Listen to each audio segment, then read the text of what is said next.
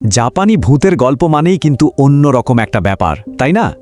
তবে আজকে আমরা যে গল্পটা নিয়ে কথা বলবো সেটা শুধু ভয়ঙ্কর নয়, এটা আসলে একটা জটিল ধাঁধার মতো, যার পড়তে পড়তে জড়িয়ে আছে অন্ধকার রহস্য।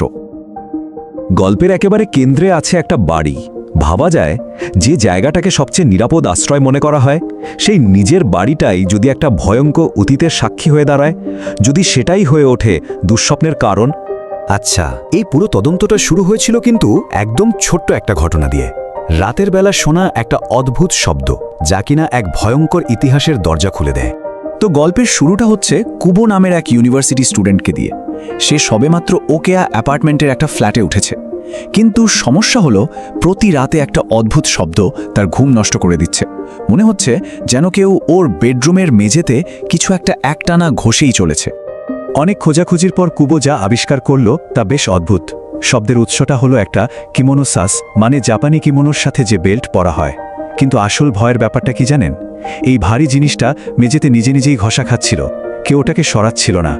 তো রহস্যটা আর একটা মাত্র ঘরে আটকে থাকলো না। তদন্ত এগোতেই বোঝা গেল এই অ্যাপার্টমেন্টেরও অনেকেই এমন সব অদ্ভুত ঘটনার শিকার হচ্ছেন।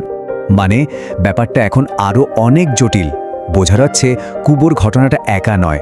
যেমন ধরুন, 405 নম্বর ফ্ল্যাটের ছোট্ট মেয়েটা প্রায় ছাদ থেকে কাউকে ঝুলতে দেখে।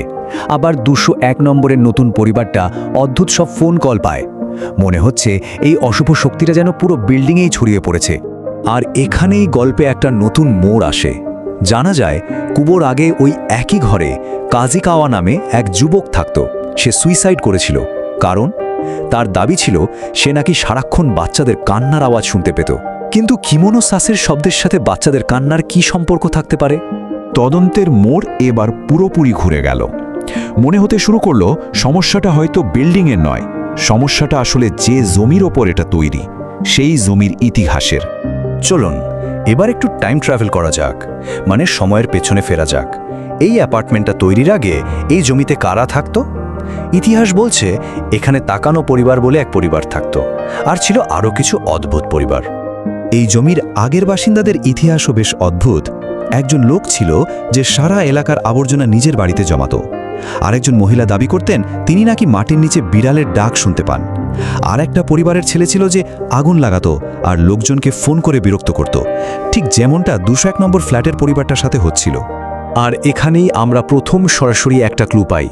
তাকানো পরিবারের কর্ত্রী মিসেস তাকানো কিমোনো পরা অবস্থাতেই আত্মহত্যা করেছিলেন, আর তার অভিযোগও ছিল হুবহু এক। তিনিও বাচ্চাদের কান্নার আওয়াজ শুনতে পেতেন, ঠিক কাজিকাওয়ার মতো। তদন্ত আমাদের ইতিহাসের আরও গভীরে নিয়ে যাচ্ছে।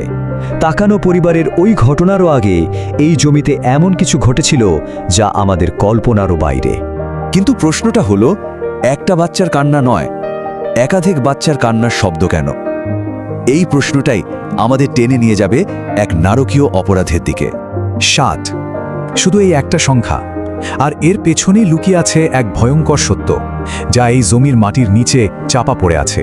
তাহলে কান্নার শব্দের উৎস এটাই? তাকানো পরিবার আসারও আগে মিসাও নামে এক মহিলা তার নিজের 7টা বাচ্চাকে খুন করে এই জমিতেই পুঁতে রেখেছিল, ভাবা যায়? সেই নিষ্পাপ শিশুদের আত্মাই কি মিসেস তাকানোকে তাড়া করে ফিরছিল? কিন্তু গল্প এখানেই শেষ নয়। প্রশ্ন হলো, মেসাও কেন এমনটা করল?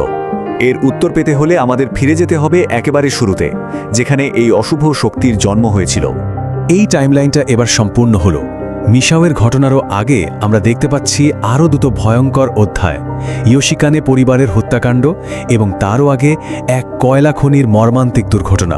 100 জন, এই সংখ্যাটাই হলো সেই প্রথম পাপের সাক্ষী, যার বলি হয়েছিল 100 জন নিরীহ শ্রমিক। অভিশাপের জন্ম তাহলে এখানেই। জমির মালিক মিস্টার ওকাইয়ামা 100 জন শ্রমিককে জীবন্ত পুড়ে মরতে দিয়েছিল। সেই 100 জন মানুষের অতৃপ্ত আত্মার অভিশাপ প্রথমে ওকাইয়ামা পরিবারকে গ্রাস করে, আর তারপর সেটা মিশে যায় এই জমির মাটির সাথে চিরদিনের জন্য। গল্পের শেষে এসে আমরা এক ভয়ঙ্কর সত্যের মুখোমুখি হচ্ছে। অভিশাপের উৎস খুঁজে বের করতে গিয়ে তদন্তকারীরা নিজেরাই এর পরের শিকারে পরিণত হয়েছে। এই অভিশাপ থামার নয়। 201 নম্বর ফ্ল্যাটের পরিবারটা নতুন বাড়িতে গিয়েও রেহাই পায়নি। কুবোকে তাড়া করে ফিরেছে সেই শব্দ। এমনকি যে লেখিকা এই পুরো ঘটনাটা লিখছেন, তিনিও এখন এই অভিশাপের শিকার।